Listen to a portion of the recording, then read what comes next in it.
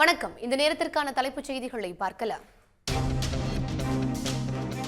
பட்ஜெட்டில் எதிர்க்கட்சிகள் ஆளும் மாநிலங்கள் புறக்கணிக்கப்பட்டதற்கு எதிர்ப்பு. நாடாளுமன்ற வளாகத்தில் இந்தியா கூட்டணி எம்பிக்கள் கண்டன ஆர்ப்பாட்டம்.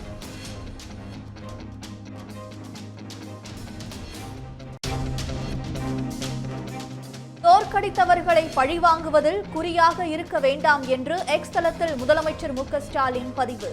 விருப்பு வெறுப்புகளுடன் அரசை நடத்தினால் தனிமை போட்டு போவீர்கள் என்று பிரதமருக்கு அறிவுறுத்தல்.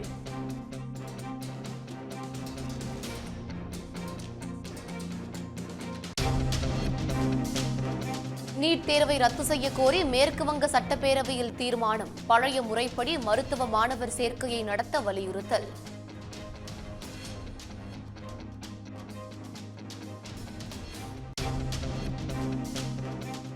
தொடர் கனமழையால் முழு கொள்ளளவை எட்டியது கேஆர்எஸ் அணை. வினாடிக்கு 50,000 கன அடி நீர் திறக்கப்படும் என்பதால் வெள்ள அபாய எச்சரிக்கை.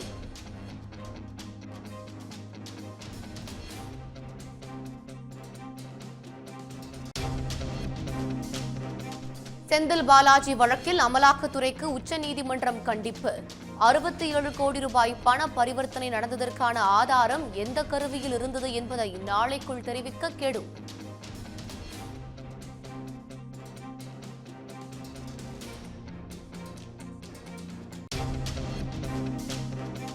அதிமுக முன்னாள் அமைச்சர் எம்.ஆர். விஜயபாஸ்கரை மேலும் ஒரு நாள் போலீஸ் காவலில் விசாரிக்க அனுமதி. 100 கோடி ரூபாய் மதிப்புள்ள நில மோசடி வழக்கில் கரூர் குற்றவியல் நடுவர் நீதிமன்றம் உத்தரவு.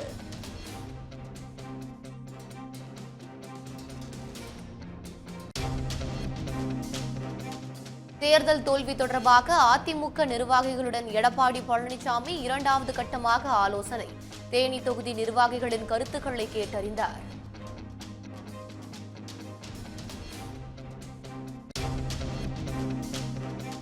நீட் தேர்வை ரத்து செய்ய வேண்டும் என்று ஒன்றிய அரசுக்கு ப. சிதம்பரம் வலியுறுத்தல். பாஜக அரசின் துரோகத்தை தமிழ்நாட்டு மக்கள் ஒருபோதும் மன்னிக்க மாட்டார்கள் என்று தயாநிதி மாறன் ஆவேசம்.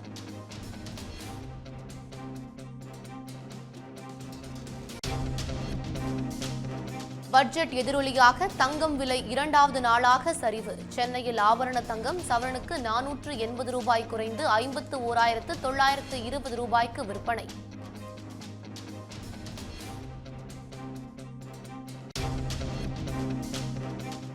ஆன்லைனில் ரிவ்யூ செய்தால் அதிக லாபம் என்று கூறி மோசடி. கோவையை சேர்ந்த 4 பேரை கைது செய்தது போலீஸ்.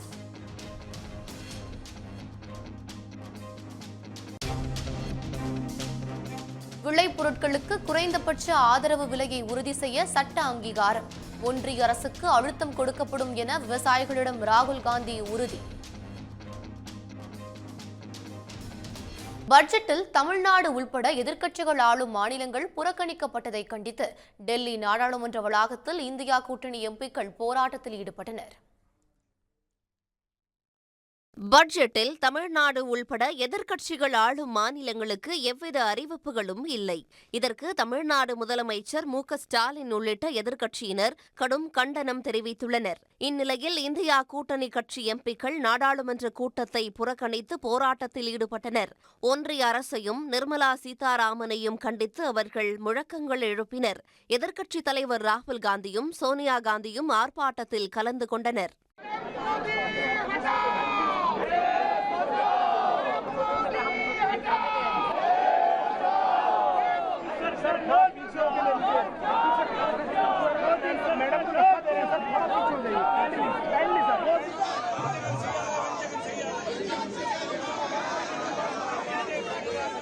இதேபோன்று ஒன்றிய அரசின் நடவடிக்கையை கண்டித்தும் தமிழ்நாட்டுக்கு நீதி கேட்டும் திமுக, கம்யூனிஸ்ட், விடுதலை சிறுத்தைகள், மதிமுக எம்பிக்கள் தனியாக போராட்டம் நடத்தினர்.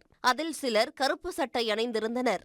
தமிழ்நாடும் இல்லை, திருக்குறளும் இல்லை, வீழட்டும் பாசிசம் போன்ற பதாகைகளை ஏந்தியவாறு அவர்கள் முழக்கம் எழுப்பினர்.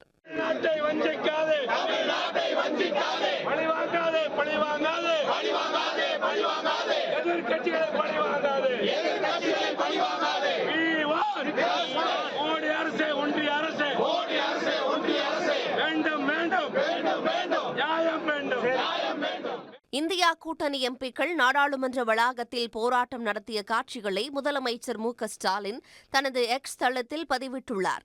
தேர்தல் முடிந்துவிட்டது, இனி நாட்டை பற்றியே சிந்திக்க வேண்டும் என்று பிரதமர் கூறியதை அவர் சுட்டிக்காட்டியுள்ளார். ஆனால் தாக்கல் செய்யப்பட்டுள்ள பட்ஜெட் உங்கள் ஆட்சியை காப்பாற்றுமே தவிர இந்திய நாட்டை காப்பாற்றாது என்று அவர் கூறியிருக்கிறார். அரசை பொதுவாக நடத்துங்கள் என்றும் இன்னமும் தோற்கடித்தவர்களை பழிவாங்குவதில் குறியாக இருக்க வேண்டாம் என்றும் அவர் கேட்டுக் கொண்டுள்ளார். அரசியல் விருப்பு வெறுப்புகளுக்கேற்ப அரசை நடத்தினால் தனிமைப்பட்டு போவீர்கள் என்று முதலமைச்சர் ஸ்டாலின் பிரதமருக்கு அறிவுரை வழங்கியுள்ளார். 2024-25 நிதியாண்டுக்கான பட்ஜெட்டில் தமிழ்நாடு உள்ளிட்ட மாநிலங்கள் புறக்கணிக்கப்பட்டுள்ளதற்கு எதிர்ப்பு தெரிவித்து இந்தியா கூட்டணி எம்பிக்கள் மாநிலங்களவையிலிருந்து வெளிநடப்பு செய்தனர். நாடாளுமன்ற மாநிலங்களவையில் பட்ஜெட் மீதான விவாதத்தில் பேசிய மாநிலங்களவை எதிர்க்கட்சித் தலைவர் மல்லிகார்ஜுன கார்கே பட்ஜெட்டில் மாநிலங்களுக்கிடையே பாரபட்சம் காட்டப்படுவதாக குற்றம் சாட்டினார். ஆட்சியை தக்க வைப்பதற்காக 2 மாநிலங்களுக்கு மட்டும் நிதி ஒதுக்கீடு செய்யப்பட்டுள்ளதாக அவர் குற்றம் சாட்டினார். कल बजट पेश हुआ, उस बजट में किसी स्टेट को कुछ नहीं मिला और सबके थाली खाली और 2 के थाली में पकोड़ा और ये अपना जिलेबी, ये 2 छोड़ के किसी को नहीं मिला कुछ। ना तमिलनाडु को मिला, ना केरला को मिला, ना कर्नाटक को मिला, ना महाराष्ट्र को मिला, ना पंजाब, ना हरियाणा, ना राजस्थान, ना छत्तीसगढ़, ना किसी स्टेट को कुछ नहीं, दिल्ली को नहीं दिया तो मैं कितने गिनूं, ओडिशा को कुछ नहीं दिया। तो ऐसा बजट मैं कभी नहीं देखा और ये सिर्फ किसी को खुश करने के लिए, कुर्सी बचाने के लिए वो ये सब हुआ है. மாநிலங்களவையில் விவாதம் நடத்த அனுமதி வழங்காததற்கும் அவர் கண்டனம் தெரிவித்தார். கார்கேவுக்கு பதிலளிக்க நிதியமைச்சர் முற்பட்டபோது அவையில் கூச்சல் குழப்பம் ஏற்பட்டது. இதையடுத்து ஒன்றிய அரசின் பட்ஜெட்டில் தமிழ்நாடு உள்ளிட்ட இந்தியா கூட்டணி ஆளும் மாநிலங்கள் புறக்கணிக்கப்பட்டுள்ளதற்கு எதிர்ப்பு தெரிவித்து எதிர்க்கட்சி எம்பிக்கள் மாநிலங்களவையில் இருந்து வெளிநடப்பு செய்தனர்.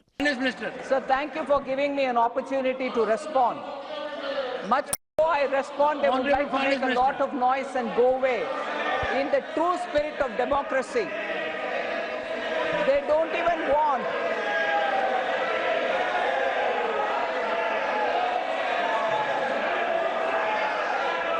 Sir, it's a...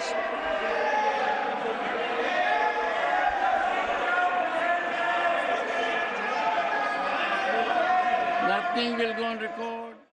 பின்னர் அவையில் பேசிய நிதியமைச்சர் நிர்மலா சீதாராமன் ஒவ்வொரு பட்ஜெட் தாக்கலின் போது இந்தியாவில் உள்ள அனைத்து மாநிலங்களின் பெயரையும் குறிப்பிட்டு பேசுவது சாத்தியமில்லாத ஒன்று என்றார். தனது முந்தைய பட்ஜெட்டுகளின் போதும் பெரும்பாலான மாநிலங்களின் பெயர்களை தாம் குறிப்பிட்டதில்லை என்றும் அவர் கூறினார். இதனிடையே பட்ஜெட்டில் பாஜக ஆளாத மாநிலங்கள் புறக்கணிக்கப்பட்டிருப்பதை கண்டித்து வரும் 27ஆம் தேதி பிரதமர் மோடி தலைமையில் நடைபெறும் நித்தி ஆயோக் கூட்டத்தை புறக்கணிக்கப் போவதாக இந்தியா கூட்டணி அறிவித்துள்ளது. உச்சநீதிமன்றத்தின் உத்தரவுப்படி ஆகஸ்ட் மாதத்திற்கான 45 டிஎம்சி தண்ணீரை திறந்துவிட வேண்டும் என்று தமிழ்நாடு அரசு கோரிக்கை விடுத்துள்ளது. டெல்லியில் காவிரி மேலாண்மை ஆணைய கூட்டத்திற்கு பிறகு தமிழ்நாடு நீர்வளத்துறை கூடுதல் தலைமைச் செயலாளர் மணிவாசன் செய்தியாளர்களை சந்தித்தார். அப்போது காவிரியில் ஜூலை மாதத்திற்கான நீர் திறப்பு நிலுவை பாக்கி தற்போதைய சூழ்நிலைக்கு இல்லை என தெரிவித்தார். அதே நேரத்தில் உச்சநீதிமன்றத்தின் உத்தரவுப்படி ஆகஸ்ட் மாதத்திற்கான 45 டிஎம்சி நீரை திறந்துவிட வேண்டும் என்று வரும் 30ஆம் தேதி நடைபெறவுள்ள காவிரி ஒழுங்காற்றுக்குழு கூட்டத்தில் வலியுறுத்தப்படும் என்றும் அவர் கூறியுள்ளார். தமிழ்நாடு சார்பில் காவிரி மேலாண்மை ஆணையத்தில் வலியுறுத்தியதன் அடிப்படையில்தான் வரும் 30ஆம் தேதி காவிரி ஒழுங்காற்றுக்குழு கூட்டம் நடக்க இருப்பதாகவும் நீர்வளத்துறை கூடுதல் தலைமைச் செயலாளர் மணிவாசன் தெரிவித்தார். ஜூலையில் இது வரைக்கும் வந்த தண்ணீர் சுப்ரீம் கோர்ட் ஆணையப்படி நம்மளுக்கு தண்ணி வந்துட்டு இருக்கு.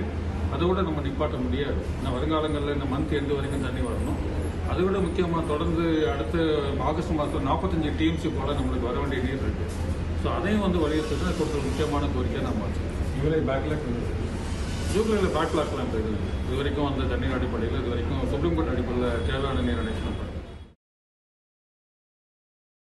இதனிடையே கர்நாடக மாநிலத்தின் 124.80 அடி உயரம் கொண்ட KRS அணையின் நீர்மட்டம் தற்போது 124.70 அடியாக உயர்ந்துள்ளது. அணை முழு கொள்ளளவு எட்டியிருக்கும் நிலையில் அணையிலிருந்து நீர் வெளியேற்றத்தின் அளவு வினாடிக்கு 37,000 கன அடியாக அதிகரித்துள்ளது. அதேபோல மாலை 4 மணி நிலவரப்படி 2284 அடி உயரம் கொண்ட கபினி அணையின் நீர்மட்டம் 2281 அடியாக உள்ளது. எனவே கபினியில் நீர் வெளியேற்றத்தின் அளவு 12,000 கன அடியாக உள்ளது. தற்போது இரு அணைகளிலிருந்து வெளியேற்றப்படும் நீரின் அளவு காலை 34,000 கன அடியாக இருந்த நிலையில் தற்போது 49,000 கன அடியாக அதிகரிக்கப்பட்டுள்ளது. முன்னாள் அமைச்சர் செந்தில் பாலாஜி வழக்கில் அமலாக்கத்துறைக்கு உச்சநீதிமன்றம் கிடுக்குப்பிடி கேள்வி எழுப்பியுள்ளது. இந்த வழக்கில் பென்டிரைவில் இல்லாத ஆவணம் திடீரென சேர்க்கப்பட்டது ஏன்? 67 கோடி ரூபாய் பண பரிமாற்றம் நடந்ததற்கான ஆதாரம் எந்த கருவியில் இருந்தது என்பது தொடர்பாக உச்சநீதிமன்றம் அடுக்கடுக்கான கேள்விகளை எழுப்பியுள்ளது. பணமோசடி வழக்கிலிருந்து செந்தில் பாலாஜி ஜாமீன் கோரிய மனு உச்சநீதிமன்ற நீதிபதி அபய் எஸ் ஓஹா தலைமையில் விசாரணைக்கு வந்தது. இந்த வழக்கில் செந்தில் பாலாஜி சார்பில் மூத்த வழக்கறிஞர் முகுல் ரோத்தகி ஆஜராகி வாதிட்டார். அப்போது அமலாக்கத்துறை குறிப்பிடும் பென் டிரைவில் 67 கோடி ரூபாய் பரிவர்த்தனைக்கான ஆதாரம் இல்லை என்றும் அமலாக்கத்துறை குழப்பத்தை ஏற்படுத்த முயற்சிப்பதாகவும் முகுல் ரோத்தகி குற்றம் சாட்டினார். அப்போது 67 கோடி ரூபாய் பரிவர்த்தனை நடந்ததற்கான ஆதாரம் எந்த கருவியில் இருந்தது என்று அமலாக்கத்துறை கூற வேண்டும் என்று தெரிவித்த நீதிபதிகள், இந்த வழக்கில் பென்டிரைவில் இல்லாத ஆவணம் திடீரென சேர்க்கப்பட்டது ஏன்? வழக்கில் கைப்பற்றப்பட்ட பென்டிரைவில் கூடுதல் ஆவணம் எப்படி வந்தது என கிடுக்குப்பிடி கேள்வி எழுப்பினர். மேலும் சாஃப்ட் ஃபைல் ஆவணம் எங்கிருந்து வந்தது என்றும், கைப்பற்றப்பட்ட பென்டிரைவ் போன்ற ஆவணங்கள் தொடர்பான தடயவியல் பரிசோதனைக்கான ஆவணங்கள் எங்கே என அமலாக்கத்துறைக்கு நீதிபதிகள் சரமாரி கேள்வி எழுப்பினர். சுமார் 15 நிமிடங்களாக தொடர்ந்து கேள்விகள் எழுப்பிய பிறகும் அதற்கு அமலாக்கத்துறை பதில் தராமல் இருப்பதாக நீதிபதிகள் காட்டமாக தெரிவித்தனர். அப்போது நீதிபதிகள் கேட்கும் வேகத்திற்கு தங்களால் பதில் தர இயலாது என்று ஒன்றிய அரசின் சாலிசிட்டர் ஜெனரல் துஷார் மேத்தா வாதிட்டார். சட்டவிரோத பணப்பரிமாற்ற தடை சட்டத்தில் நிபுணத்துவம் பெற்றவரான இடி வழக்கறிஞர் ஹுசைன் கேள்விகளுக்கு உடனே பதிலளிக்க முடியும் என வழக்கில் செந்தில் பாலாஜியை தொடர்புபடுத்தும் கோப்பு அந்த பென்டிரைவில் தான் இருந்ததென்பதை அமலாக்கத்துறை உறுதி செய்ய வேண்டும் என்றும் நீதிபதி ஓஹா தெரிவித்துள்ளார். அதற்கு இந்த வழக்கை முன்பு விசாரித்த சென்னை காவல்துறையே அந்த கருவியை பறிமுதல் செய்ததாக அமலாக்கத்துறை தரப்பு விளக்கம் அளித்தது. அப்போது செந்தில் பாலாஜி வழக்கில் கைப்பற்றப்பட்ட ஆதாரங்கள் என்ன என்பதை தெரிந்து கொள்ள தாங்கள் தொடர்ந்து முயற்சிப்பதாக கூறிய நீதிபதிகள், அமலாக்கத்துறையிடம் சுற்றி வளைக்காமல் நேரடியான சாதாரண பதிலை எதிர்பார்ப்பதாகவும் தெரிவித்தனர். நீதிபதிகள் கேள்வி கேட்டாலே எதிராக செயல்படுபவர்களாக கருதக்கூடாது என அமலாக்கத்துறையை நீதிபதி ஓஹா கண்டித்தார். உச்சநீதிமன்றத்தின் கேள்விகளுக்கு பதிலளிக்க நாளை வரை அவகாசம் வழங்க வேண்டும் என சாலிசிட்டர் ஜெனரல் துஷார் மேத்தா கேட்டுக் கொண்டதை அடுத்து வழக்கு விசாரணை நாளைக்கு ஒத்திவைக்கப்பட்டது. செந்தில் பாலாஜி வழக்கில் இதுவரை 7 முறை அமலாக்கத்துறை அவகாசம் கேட்ட நிலையில் தற்போது 8வது முறையாக அவகாசம் கேட்டுள்ளது குறிப்பிடத்தக்கது. உடனுக்குடன் செய்திகளை தெரிந்து கொள்ள சன் நியூஸ் பெல் ஐகானை கிளிக் பண்ணுங்க.